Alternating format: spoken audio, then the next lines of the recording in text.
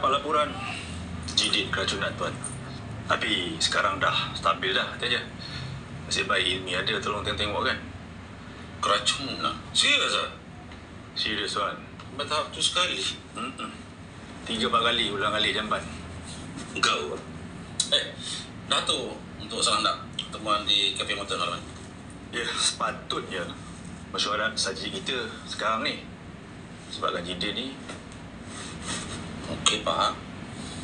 Tapi tak apalah. Teruskan dengan perancangan tu. Baik, Tuan. Okey.